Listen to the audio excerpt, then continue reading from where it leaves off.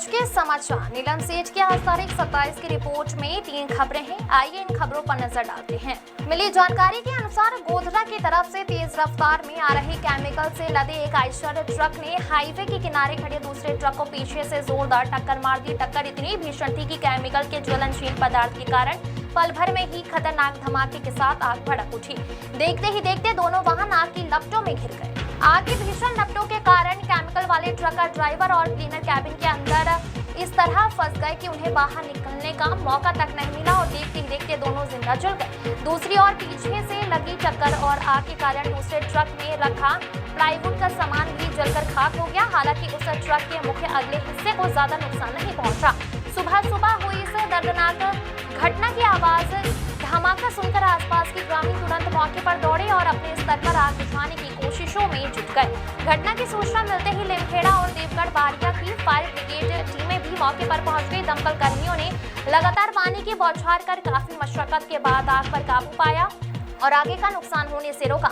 हादसे की खबर मिलते ही लिमखेड़ा पुलिस स्टेशन के पुलिस इंस्पेक्टर संदीप वसावा और मामलतदार अनिल वसावा पुलिस बल के साथ घटनास्थल पर पहुंचे। पुलिस ने क्रेन की मदद से ट्रक को सीधे करवाया और कैबिन में फंसे ड्राइवर व क्लीनर को पूरी तरह जल चुके शवों को बाहर निकाला।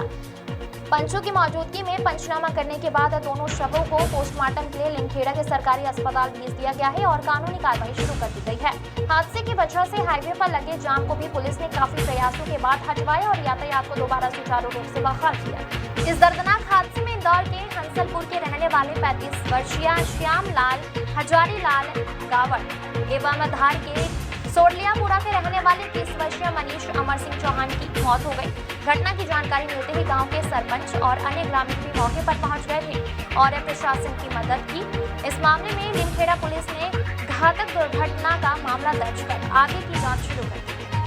झालो तालुका के थेरका गांव में नई रेलवे लाइन के लिए सर्वे के काम को लेकर आदिवासी समाज में भारी आक्रोश फैल गया है। रविवार को गांव के पंचकृष्ण स्थान पर ग्रामीणों और आदिवासी समाज के नेताओं की एक बैठक हुई, जिसमें रेलवे द्वारा किए जा रहे सर्वे का कड़ा विरोध जताया गया। बैठक में ग्रामीणों ने कहा कि उनकी जमीन ही उनके परिवार की आजीविका और रोजगार का मुख्य साधन है। विकास के नाम पर बार बार आदिवासी किसानों की जमीन अधिग्रहित करने का प्रयास किए जाने का आरोप लगाते हुए उन्होंने कहा कि अब रेलवे के नाम पर भी जमीन लेने की कोशिश की जा रही है, जो किसी भी परिस्थिति में स्वीकार्य नहीं है। ग्रामीणों ने बताया कि इससे पहले कॉरिडोर, एयरपोर्ट और GIDC जैसी विभिन्न परियोजनाओं को लेकर भी भूमि अधिग्रहण की चर्चाएं हुई थी और अब रेलवे प्रोजेक्ट को लेकर किसानों में चिंता बढ़ गई है। उन्होंने सरकार से विकास के साथ साथ किसानों और आदिवासी समाज के अधिकारों की भी रक्षा करने की मांग की है। सरकारी पत्र के अनुसार messrs monarch surveyor's and engineering consultants limited Pune को नीमच, बांसवाड़ा, दाहोद, अलीराजपुर, नंदुरबार के बीच नई दूसरी रेलवे लाइन के लिए फाइनल लोकेशन सर्वे और विस्तृत प्रोजेक्ट रिपोर्ट तैयार करने का काम सौंपा गया है। इस काम में ट्रैफिक सर्वे, जियो टेक्निकल जांच, DGPS survey, total station survey, drone lidar survey सहित विभिन्न तकनीकी प्रक्रियाएं शामिल है। ग्रामीणों का आरोप है कि ड्रोन समेत आधुनिक उपकरणों से उनकी जमीन की नपाई की गई है। ग्रामीणों ने कहा कि जमीन के संबंध में कोई भी निर्णय या सर्वे उनकी सहमति के बिना किया गया तो उसका कड़ा विरोध किया जाएगा। बैठक के अंत में ग्रामीणों ने एक सुर में घोषणा की कि वो अपने हक की 1 इंच जमीन भी नहीं देंगे। यदि भूमि अधिग्रहण के लिए कोई कार्रवाई की गई तो आमरण अनशन, भूख हड़ताल सहित उग्र आंदोलन करने की चेतावनी भी दी गई है।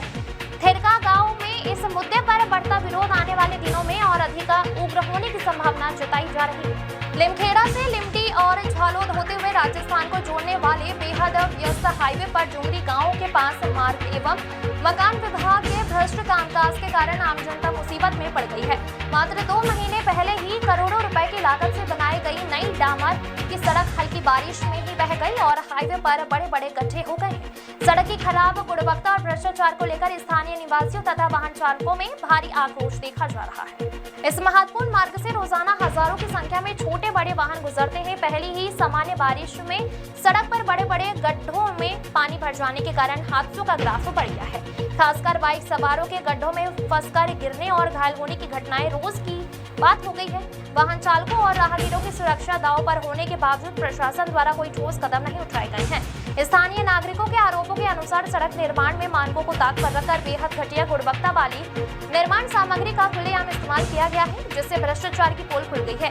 करोड़ों रुपए के सरकारी फंड का दुरुपयोग कर बनाई गई यह नई सड़क महज 2 महीने में ही खंडहर में तब्दील हो जाने से मार्ग एवं मकान स्टेट विभाग दाहोद की कार्यप्रणाली संदेह के घेरे में आ गई है।